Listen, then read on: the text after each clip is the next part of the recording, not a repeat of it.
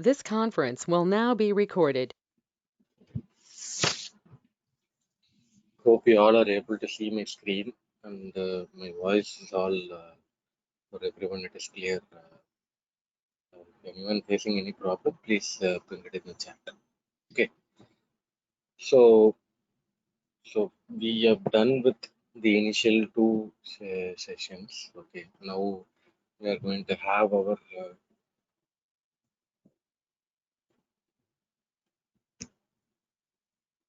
anybody any facing any problem.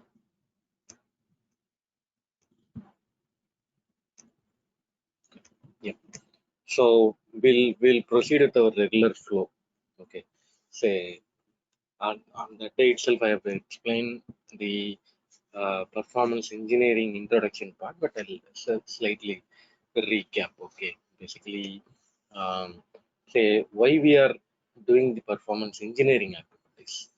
Okay, there are multiple understanding we should have. Say a developer who is already doing the development activity, they do not have sufficient time to spend to fine tune the application because they are only involving in the day-to-day activities like development, release activities, uh, uh, uh, deploying the code in the QA environment. Like that, the developer is occupied with that kind of an activity. Because of that, they are not spending more time into tuning, fixing the performance issues like that. That's the reason there is a specialized person is required to do that activity, which are nothing but your performance engineer. The performance engineer will do that activity. And also, as I mentioned earlier, also the developer will always focus on functionality, and functionality should work without any problem. That is how they work towards that. But performance engineer, instead of focusing on functionality, they will focus on the fine tuning of that functionality in such a way that it will load fast. It will not create any issue. It will consume less resources. It will take very minimum CPU utilization. It will take very minimum memory utilization. Like that, they will focus on. That is a difference between the developer and the performance engineer. Everybody used to ask this question: why a developer cannot do this activity? A developer can do this activity, but they don't have sufficient time to do this activity. That's the only difference. Okay, the developer, they can easily become a performance engineer because they are already good in what they are doing. Only thing is they have to focus on fine tuning certain activity. That is the only difference. That is about the developer, right? The next one is your performance tester. The performance tester, what they are doing currently, they are only getting the requirement, converting that requirement into performance testing scripts. They are running the test with the proper workload model, and then they are providing the report. They are not applying themselves in identifying the performance issues in a deeper level. Because I could see many performance testers in the global world. They are only focusing on providing the end report. That's all. Only the response time, hits the throughput, error message, average transaction response time, like that. They are only providing the end report, and they are not providing extensive understanding or observations and recommendation kind of a report. They are not providing. Okay, but there the performance engineer role is coming. What this performance engineer will do, they will do this code profile profiling basically, or the infrastructure monitoring, or the workload model itself. Is there a problem or what, like that? They will go little deeper into that understanding, and they are providing a recommendation. That is the difference between the performance tester and the performance engineer. So basically all these activities, a performance engineer is required. For that, performance engineering activities are involved. Okay. Any question till now, guys? Any question for anyone?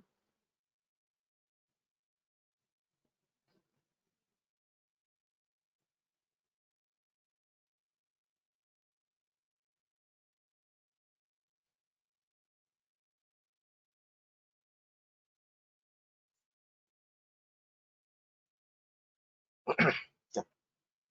Say an example, you are going to say the response time threshold is this much, or a time taking for a particular activity is this much. Those understanding, or you are going to say component level this is happening. Say like client side this is happening, server side this is happening, DB side this is happening.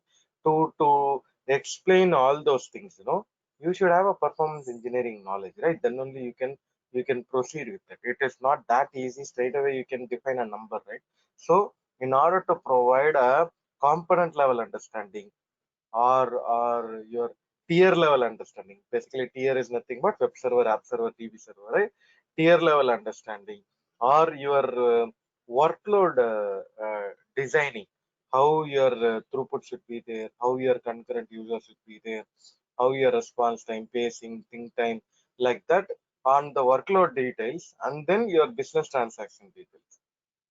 When you are focusing on all these things, no, you should have that fundamental understanding, right? Then only there only the performance engineering concept is coming in the picture. Okay, in these aspects and all, performance engineering things are comes into the picture. Okay, so basically, what is that performance engineering means? A developer who has to do advanced job, they are not doing. A performance engineer who has to do a advanced understanding, they are not doing. And then infrastructure people, they need to do a capacity planning, system sizing, and all, right? They are not actually focusing on more into that. So all these spaces where fine tuning aspect is involved, right? There the performance engineer is required. Capacity planning, system sizing, performance fine tuning, or code profiling, code optimization, design review, everywhere a performance engineer is required. That is the reason we are learning performance engineering. It is an ongoing process, guys. It is not like one day I learned everything, I will become a performance engineer or what. No, nowhere it is possible. It should be a ongoing learning. First, you decide yourself in in which way I'm going to become a performance engineer, which space I'm going to be a stronger understanding. First say like I'm going to learn front end, back end, DB related, or what. So first you should become that strong in that particular domain, and then you expand your knowledge to different other aspects.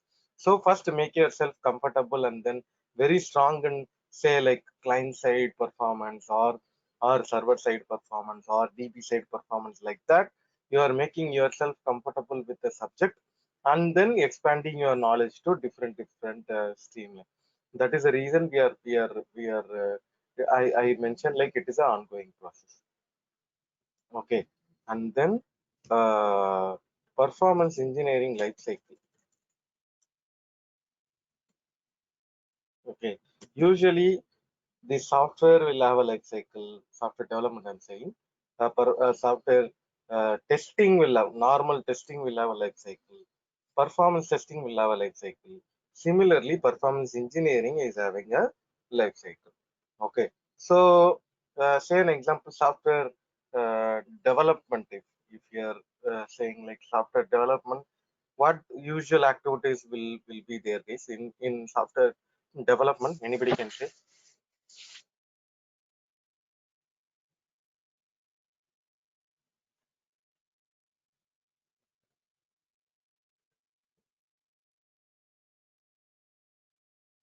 Anybody can say what is the activity in SDLC will be there.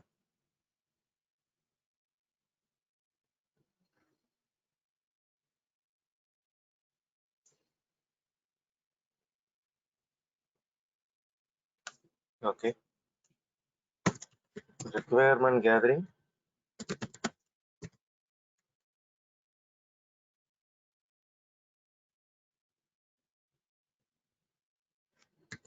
It will be there, right? Requirement gathering will be there.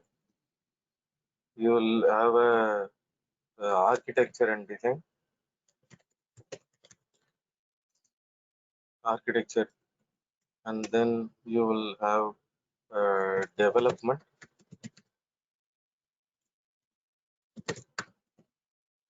and you will have testing, and then you have production deployment.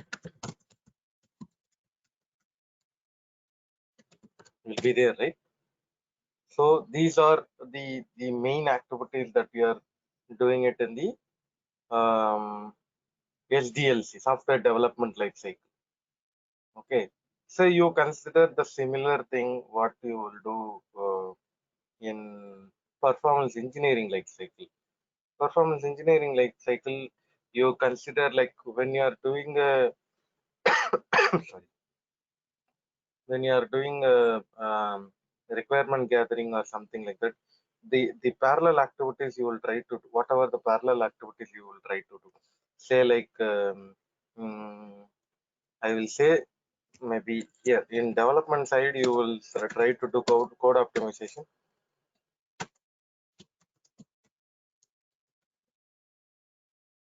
Code optimization you will try to do, right? Even here in architecture and design side, what will you do? You will try to do uh, architecture review.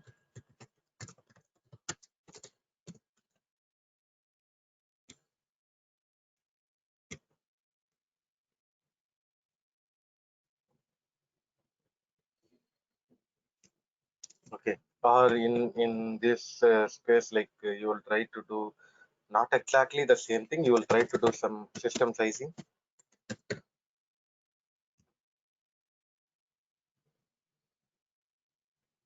Okay, you can here you will do performance testing and tuning.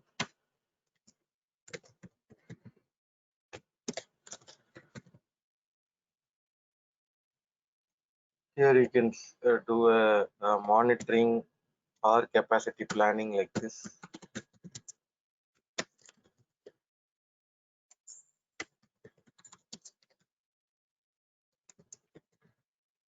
So basically, what we are trying to achieve here, like when somebody is doing uh, requirement gathering, it is not need not be a system sizing. I'm saying the performance engineer can also do the analysis. Okay, the requirement analysis, and then architecture planning. When the developer is doing, the performance engineer also what they will do, they will involve in that review of that architecture. Basically they will try to incorporate the best practices that they know. Okay, because in architecture there are best practices are there, right? Like this is how one system should be talking to the other system. This is how the logical connection is there. This is how that the connection should be established. Like that, lot of best practices are there, right? So they will involve in that meeting and they will try to explain their the best practices information to the others. Even development phase, no, when the developer is actually doing the development, they can do the code review and then they can recommend the code optimization things, like instead of using multiple if loop, why you are not using for loop or for each loop? Instead of using lot of conditional statements, why you are using switch case or something like that? Instead of using a lot of looping inside, why don't you have a single common function that can be reutilized multiple times? So like that, they can provide a suggestion, or the performance engineer can also involve in the development activity to write a fine-tuned code instead of writing some junk code or poor code. They can do a fine-tuned code so that they will not face any performance issues. Okay, similarly, during the testing phase, what will happen, the performance testing will be happening. Say a proper workload will be defined. A proper workload will be defined. I know in this forum many are already working in performance testing, but people should follow the Little's law properly. Okay, Little's law properly, then only say like the Little's law is nothing but number of number of user equal to TPS into response time plus think time plus pacing. So this is the formula, right?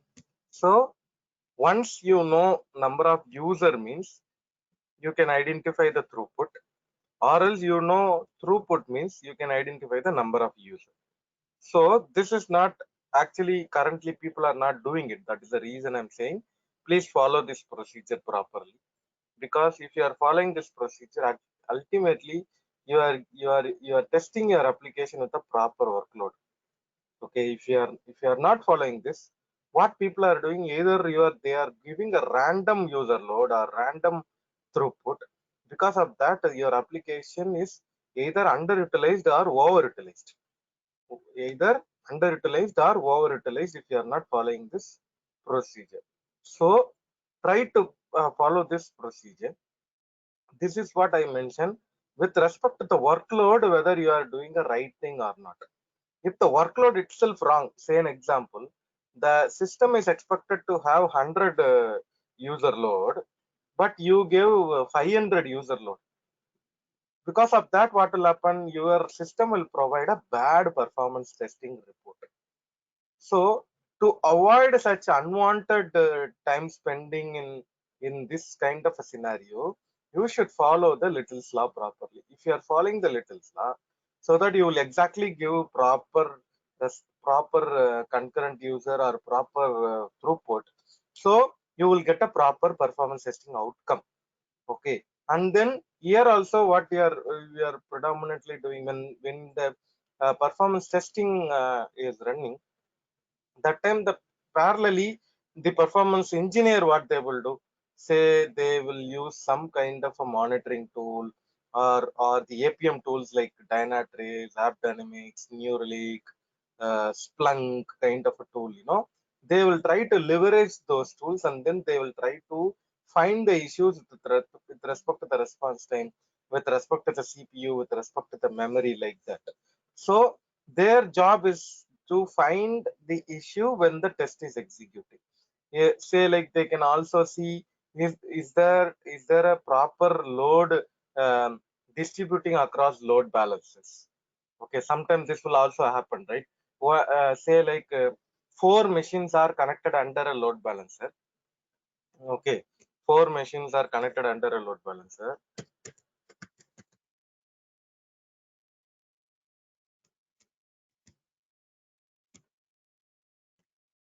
Okay, machine 1, machine 2, machine 3, and machine 4.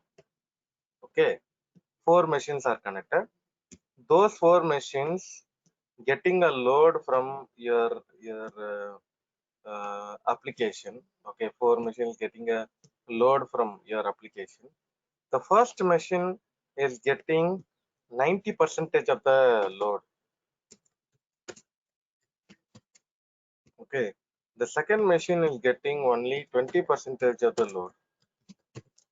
Third machine is getting 50% of the load. Okay, the fourth machine is getting 10% of the load. Okay, what you are able to understand in this distribution, guys? What you guys are able to understand? Anybody can say, as a performance tester or performance engineer, if the report is coming like this, what you guys will understand here?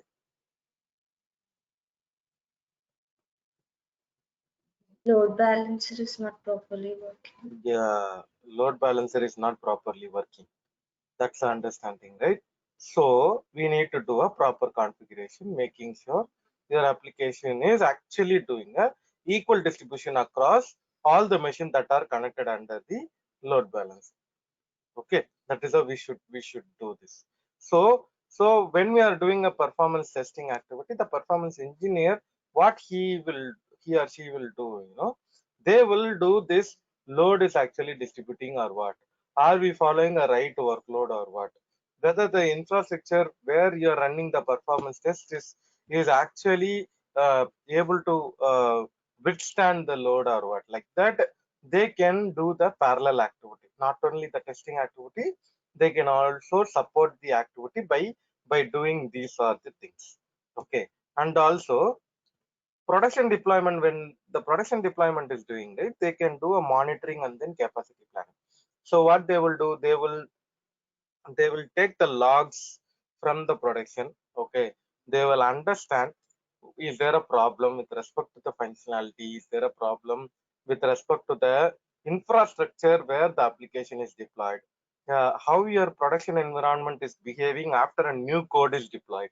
Okay, how the CPU is behaving, how the memory is behaving, whether the infrastructure that we are having, which is able to it is capable of handling the current load, or if you increase the load, what will happen, like that. All those understanding, performance engineer has to do.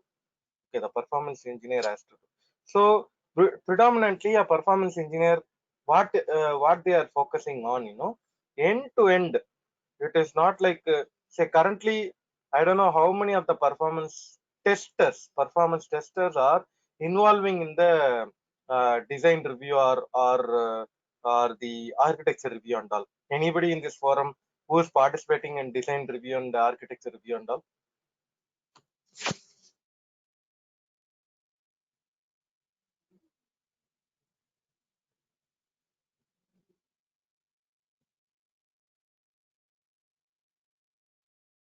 No, right? Nobody is actually participating, because what is happening now, only you are getting the time slot when you have to execute your performance test, or when people are doing the testing activity, when you are doing, there are developers will be there in this forum also, right?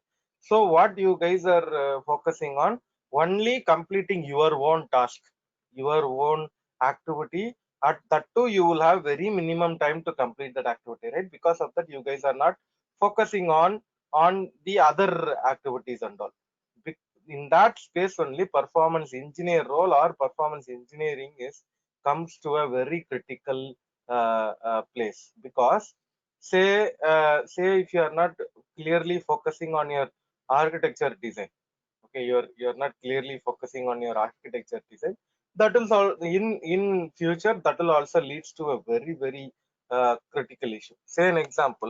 Um, say an example, my application is designed like this, guys. Okay, my application, this is a main page. Okay, this is a main page. In this, there is a grid which is loading in the left hand side. There is a grid which is loading in the left hand side, which is having some advertisement. Okay, some advertisement is running here, some laptop or computer kind of ad is going. Okay, advertisement.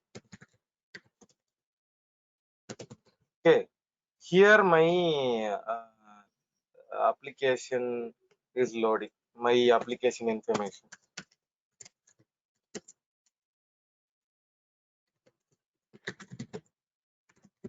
Here my application information is loading. Okay, so as per the design, actually what is happening, because of the poor design, I'm saying, because of the poor design, this particular grid is loading first. This left hand side grid is, right, that is actually loading first, and then the application information is loading. Will that be a right design, guys? Is it a right design?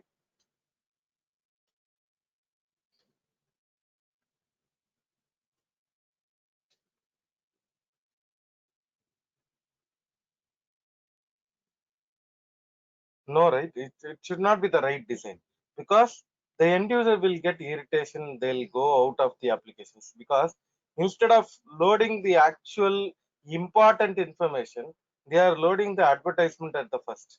So that is where this design reviews and then architecture reviews are very very important. But nowadays what is happening, the performance testers are not at all part of it, or even sometimes the developers are not part of the review, because all the developers are not free in a particular point of time. They will say senior developers alone will be part of the design review, others will not be part of it. Because of that, those who are involved in this activity will not have a sufficient information about the screen layout, even the resolution, even the color clarity, everything, right?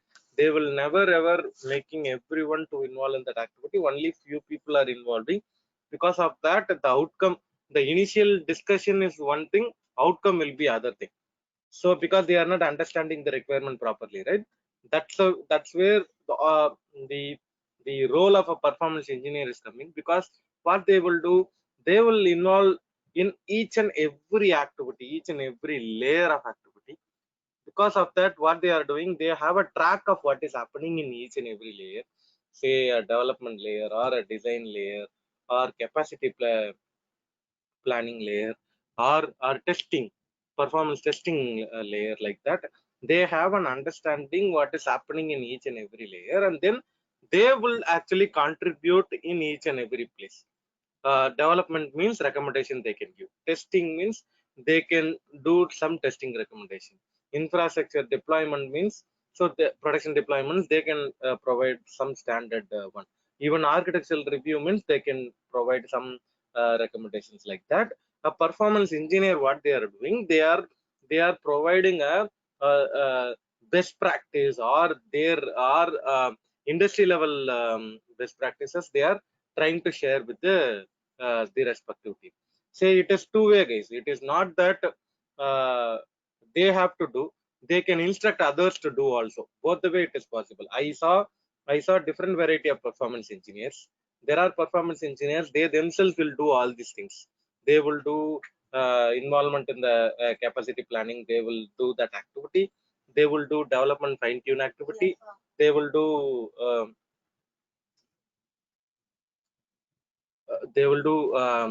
system sizing activity. They do architectural review activity, like that. They will involve in each and every activity. Or else what they will do, they will involve, they will identify certain things, and then they will send a mail to the respective team. Why don't you do this activity, point 1, point 2, point 3, like that. They will also provide recommendation. Okay, either way it is possible. Either you do the activity or you instruct others to do the activity. That is how it is possible, guys. Okay, till now, any question, guys, till now?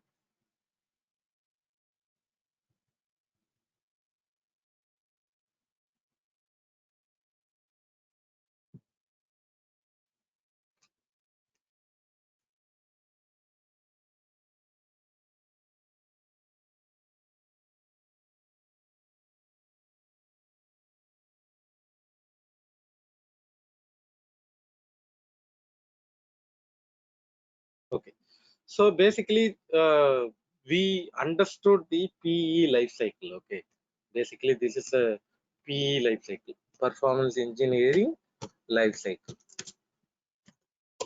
Okay,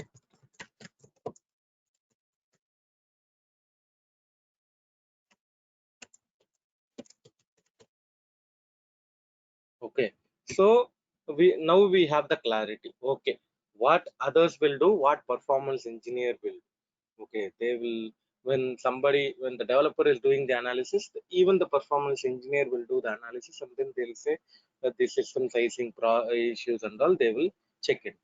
Even when the developer is trying to do architecture understanding, they will do architecture review, and then they provide recommendations like, no, no, if you are doing like this, the end user will impact like this, don't do this, this is not the industry standard, this is not the best practice, like that. They will provide their recommendation.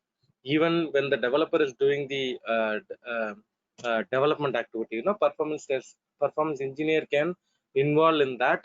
They can review the code written by the developer and then provide a recommendation, or they can do the fine tuning of the code, like in this place there is a redundancy, you are keep on doing the activity multiple times.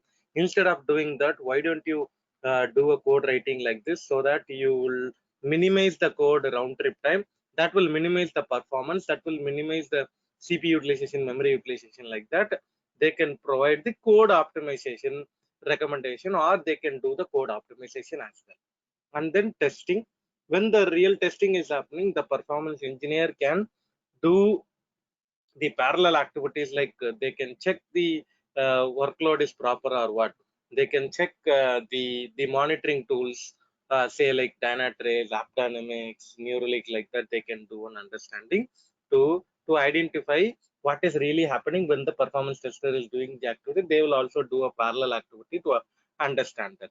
I also mentioned workload should be properly maintained. This little slaw calculation should be properly maintained so that you will not either underutilize or overutilize your infrastructure.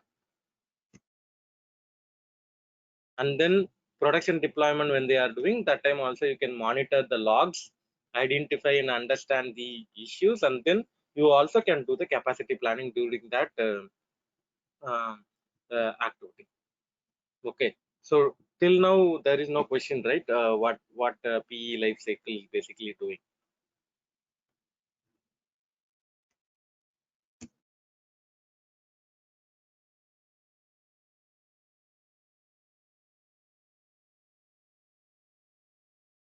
Okay, so next topic we'll go.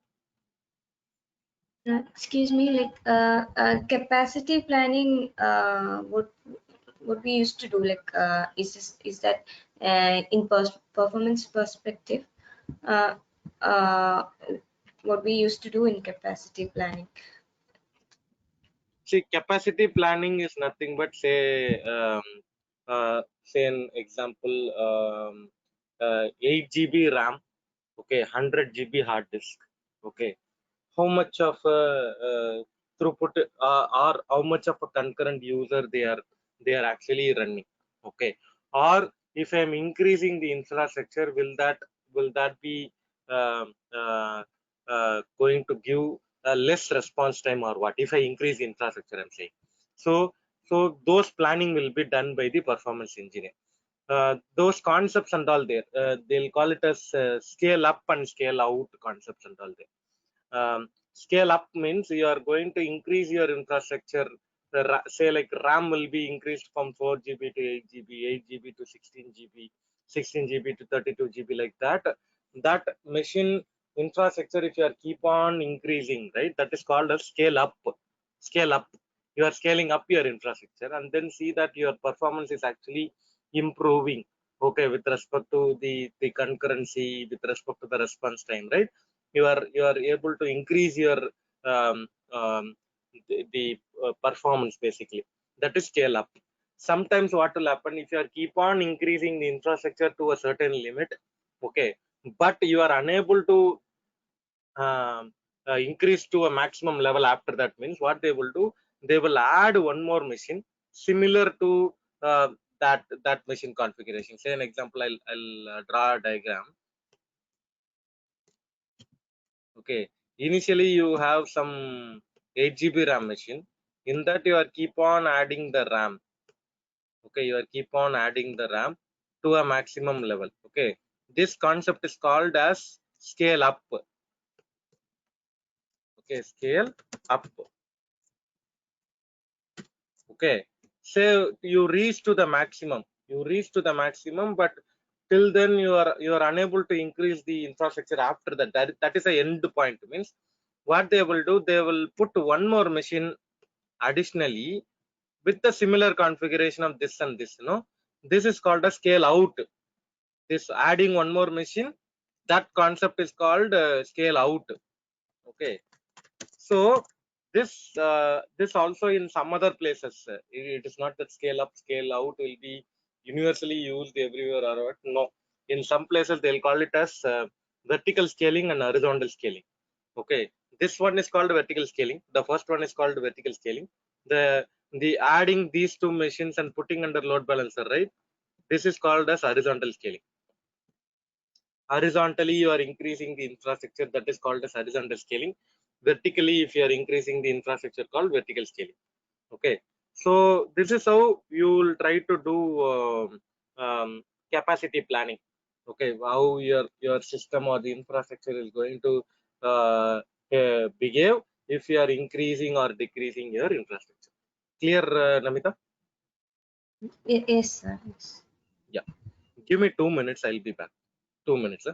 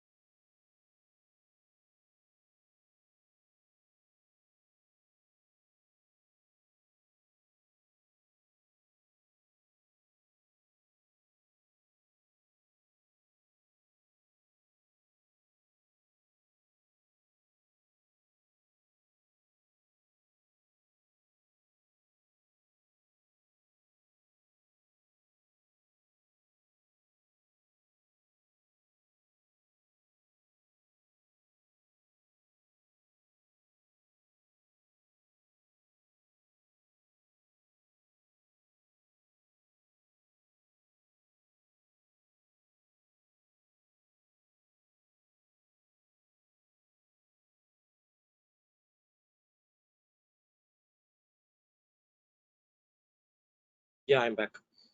So basically, this is how capacity planning will also be done. Say when we are going for our regular sessions, right? That time also I'll try to explain this thing, because what will happen? These are all called as low hanging fruits in the performance engineering terms. Low hanging fruits, which means that instead of touching your source code, the final aspect is you are going to touch your source code and identify, is there a issue with your code, poorly written code or redundant code, unoptimized code. Like that only people will check it finally. But these things, right, these things like increasing only your infrastructure, it is going to yield some performance benefit or what, that is called as low hanging fruit. So what people will think of, okay, before going to the source code level, we'll try to increase the infrastructure and to see that is there a benefit in increasing this infrastructure.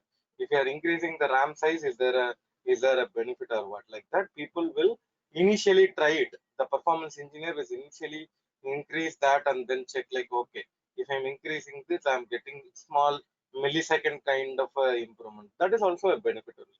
So this part they will try to do, either vertical scaling or the horizontal scaling they'll try to do, and then they will go for the further aspects like code tuning, code optimization, query tuning, query optimization, like that. They will involve. But initially they'll try to attack with the infrastructure increasing, so that is there a benefit that they are going to get out. That is how they. Clear, guys? Clear with this concept? Sure. Yeah. No. Okay. So activities done by the performance engineer. Say, okay, instead of saying like activities done by the performance engineer, first, what performance engineer should possess of, like what uh, performance engineer should knowing, right? Should be knowing, like, say, uh, now itself, maybe based on the discussion that I had with you guys may be having certain understanding now. Okay, what a performance engineer can do. The performance engineer should have a development skill. Okay, development skill like Java, .NET, or whatever, because they should understand what is really happening on the application side, right? Like they should be knowing that, and not only the coding part, they should also the internal things like the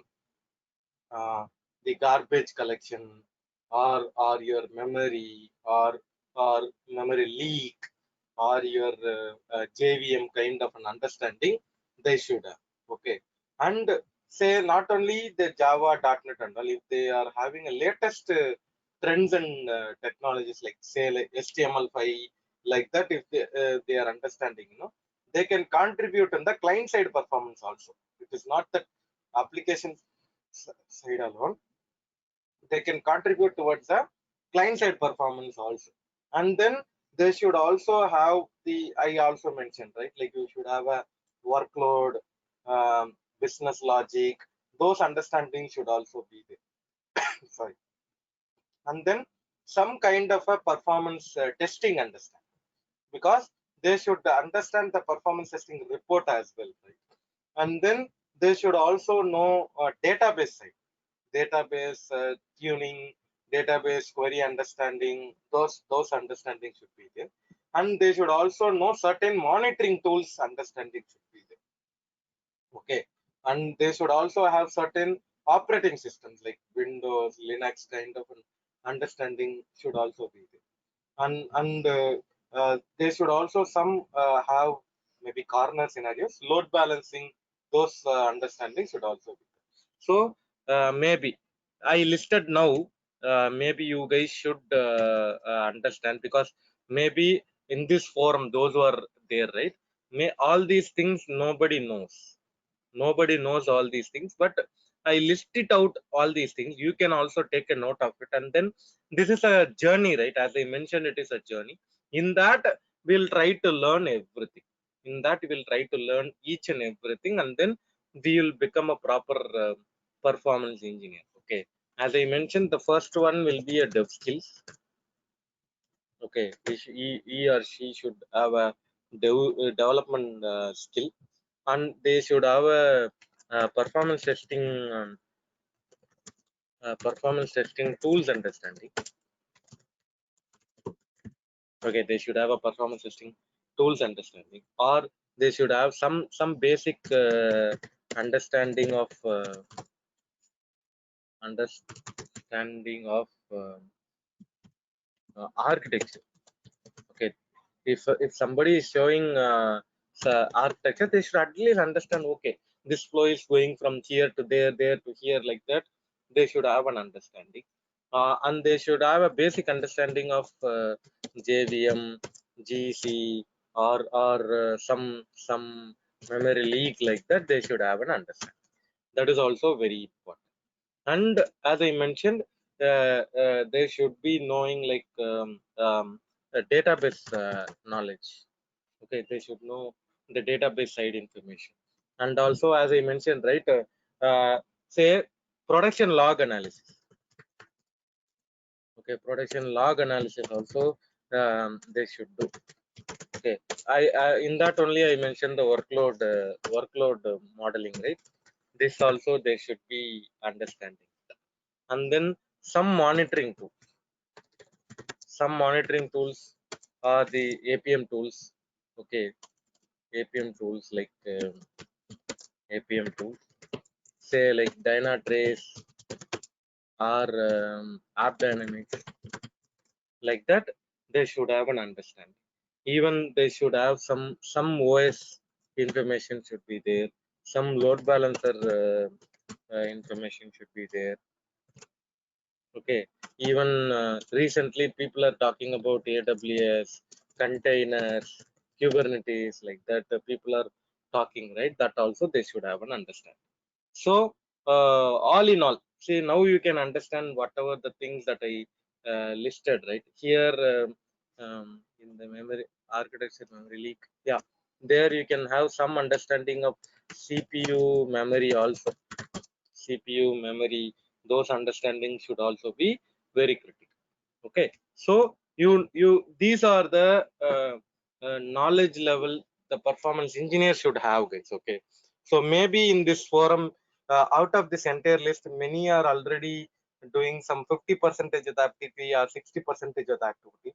Currently maybe people may be doing it, but you should have little more understanding on the remaining things that I mentioned. Okay, say you should have a modern technology understanding. Okay, because anyways in your application, new things that they are going to incorporate. Based on that, you should also upgrade yourself, right? That is the reason this modern technology things I mentioned. And you should have all these things like dev skill, performance testing, tool understanding, architecture understanding, CPU memory understanding. All those information you should have. Okay, even you guys can have a understanding of bottleneck analysis. Okay, bottleneck analysis also very critical, because if somebody is giving a performance testing report to you, or some production issue to you, you should know the fundamental. Then only you can identify whether it is a performance issue or not. Is that going to create a problem or what? Those understanding you will be having it, right? So bottleneck analysis also very important. So as a performance engineer, these are the list of things. This is not activities, guys. This is learning. Okay, activities is that we mentioned earlier. This is all. You should become a performance engineer means what are all the things you should be knowing it. Okay, till now any question, guys? Till now?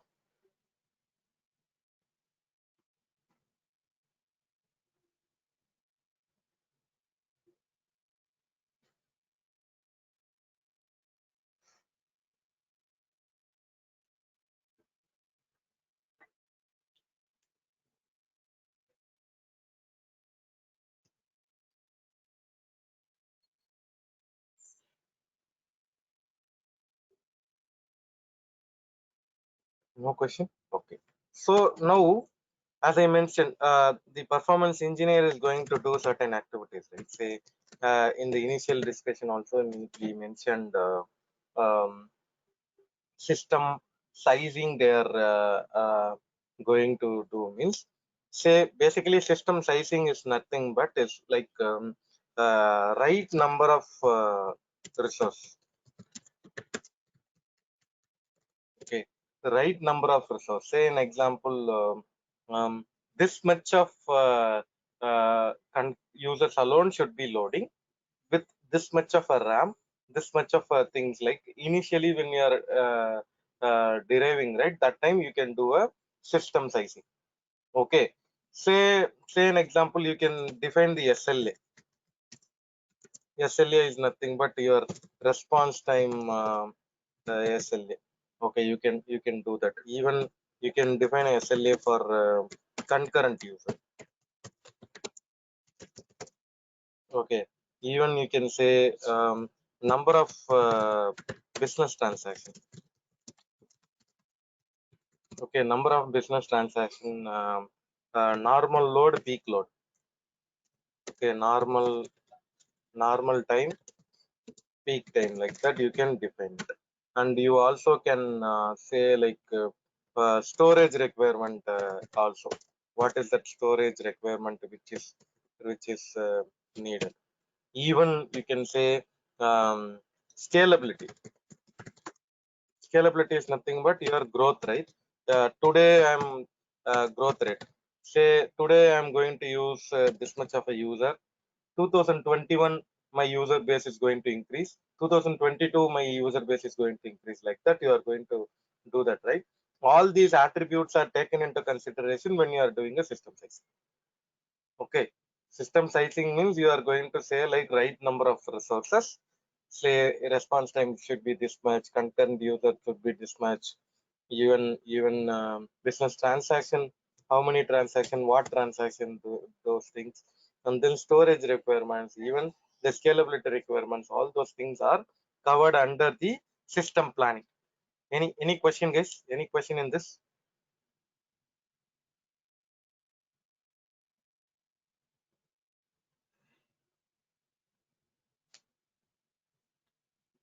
Saravanan? Um, Yeah, Ranjit. yeah.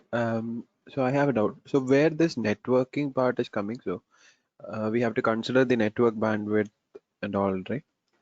That you can consider during the testing phase, during the testing phase also you can consider it. Even during the development phase when you are doing the unit testing, right, that time you can consider that.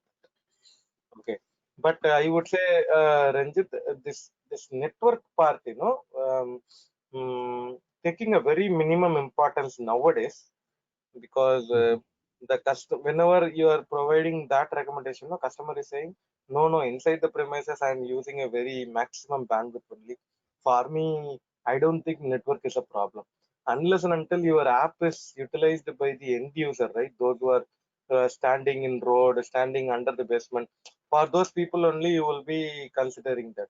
But if your application is not end user facing, it is only faced by the customer premises people, that time they'll say everything is under the LAN. My LAN is having a very maximum bandwidth, I don't want to worry about network. That is how the response is there. But answer to your question, yeah, you can do during the unit testing phase, and also you can do during the testing phase. You can test your application under different network condition, down throttle your network condition, and check your application how it is behaving. Those conditions you can check it, Ranjit. Okay. Okay. Thanks. Yeah. So next one is your architecture review, right? Yeah. Basically, in architecture review, what we will be doing, we'll make our design very simple. Design and implementation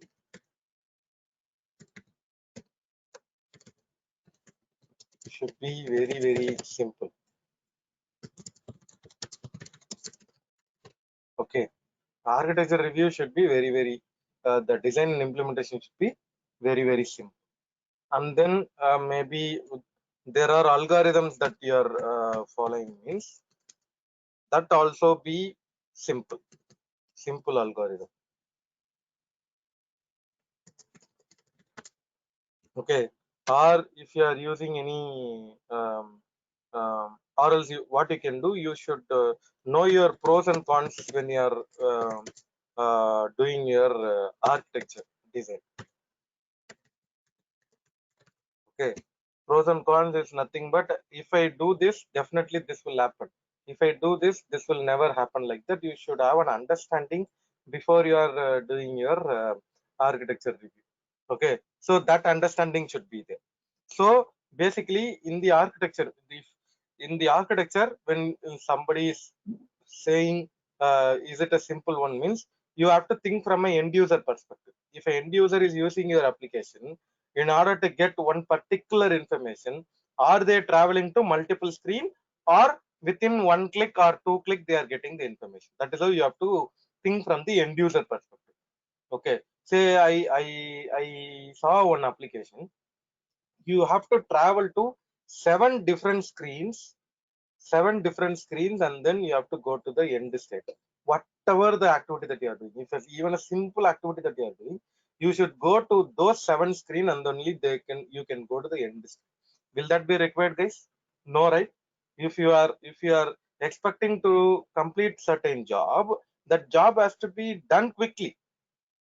The design should be in such a way they can go to any tab at any point of time, do that activity, complete it, go out of that application. That's how your application should be designed. Your application should be that easy, user friendly. Usability should be very very good when you are designing your application. If your application is keep on clicking, filling the data, filling the data like that, then that's not the good sign, right? People will move out of your application if your too much activities are involved. So your design and implementation should be very very simple. Even the algorithm or the information that you are loading, all those information that you are loading, all those things should be simple. And then you should know your architecture pros and cons. Whatever the architecture that you are implementing, right? You should be knowing the benefit or some kind of a problem that will happen if you are deploying this application. Okay, so the next one is your code optimization.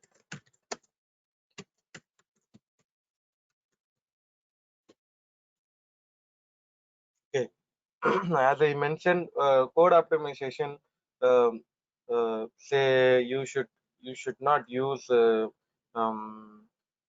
say like repeated code or redundant code.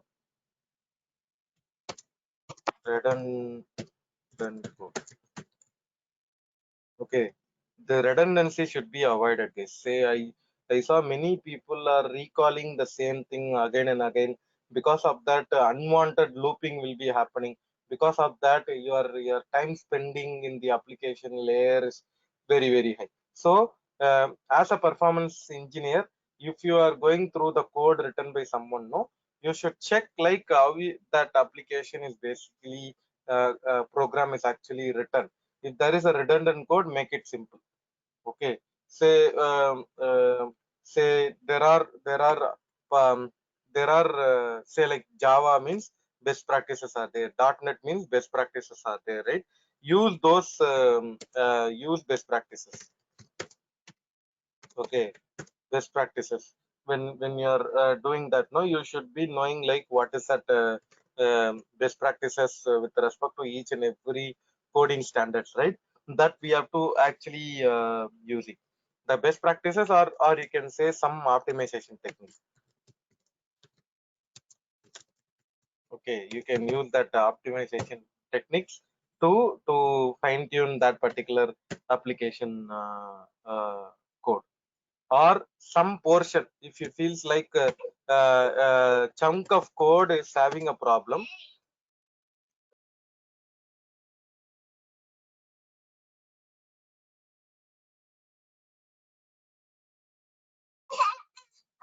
okay, if you are having a chunk of code any problem, means that chunk of code you can rewrite.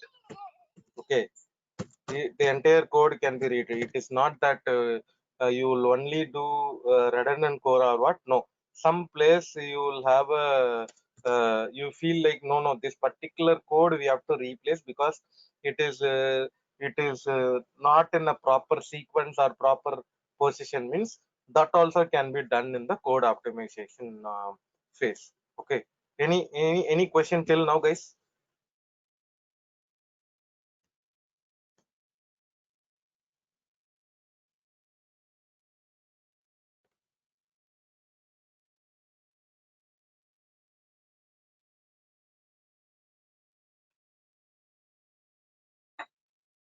No question?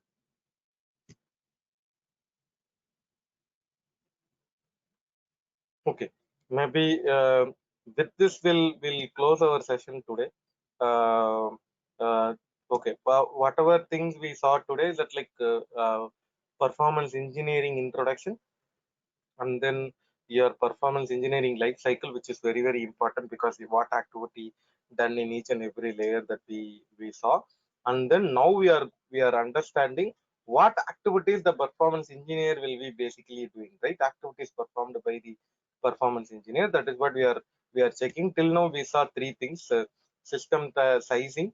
In system sizing, what a performance engineer will basically do, and then architectural review, and then code optimization. Basically, in code optimization side, what they can basically contribute. Okay, so these are the activities. The remaining things, the performance testing activities or the performance tuning activities, and then the monitoring and the capacity planning activities, right? That we will see tomorrow, guys. Okay, and you guys can post your questions if you are facing any queries or problems. Please put your questions in our group, which is in WhatsApp, right? WhatsApp group. You guys can post your questions, and if in that I'll reply to all your queries and clarifications. Okay, guys. Yeah. With this, we'll wrap up for today's session. Thanks everyone. Thanks all for joining today's session, and have a nice day. Thank you. Thanks a lot. Thank you. Bye bye. Thank you.